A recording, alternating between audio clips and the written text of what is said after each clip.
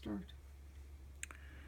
Sisters and brothers, comrades and friends, commemorating our beloved Lynne Stewart this evening, who forever touched our hearts, requires that we commit ourselves to an urgent, all-encompassing fight to advance justice for the oppressed. It requires emulating Lynne's heroic example of speaking truth to state power.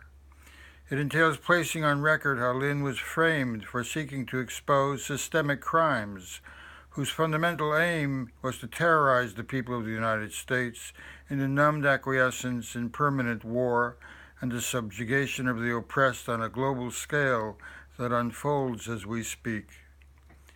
Lynne was charged, tried, and convicted of conspiring to aid terrorism by a Justice Department in the United States.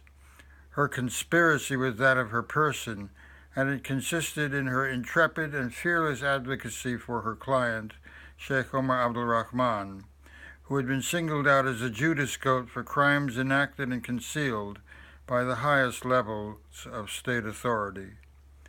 Evidence for the innocence of Lynne's client inculpate directly the Federal Bureau of Investigation and the Justice Department, to which it answers, as it did to the President of the United States.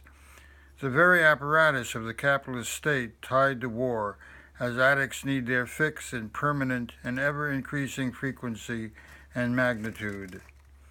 That was and remains Lynne's great offense, exposing and pointing the finger of accusation at the highest levels of state authority in capitalist America.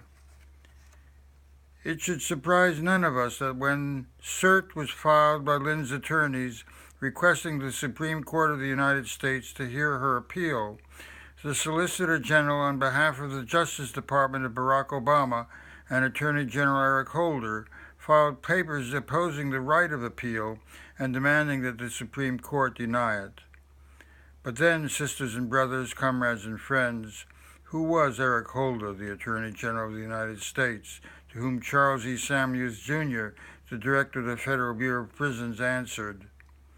Attorney Eric Holder was a partner in the high-powered Washington, D.C. insiders law firm Covington & Burling, the legal representative of Chiquita Brands International, Inc., the heir to the United Fruit, whose CEO Fernando Aguirre was compelled to admit on 60 Minutes that Chiquita Brands paid millions of dollars to right-wing death execution squads in Colombia.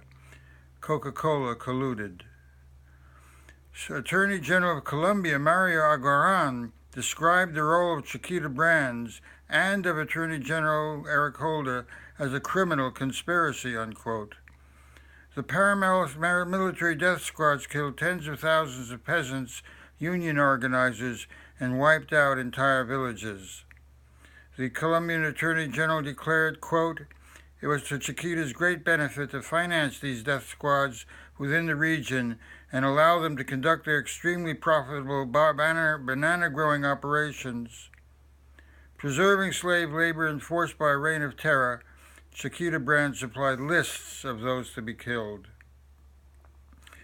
Holder was well paid for his services as legal mouthpiece for the death squads of Colombia. The Attorney General of the United States served as terrorist-in-chief. Lynne Stewart embodied Rosa Luxemburg's maxim, "In the beginning was the deed." Her loving example was an inspiration and gift to us. Let us embrace it.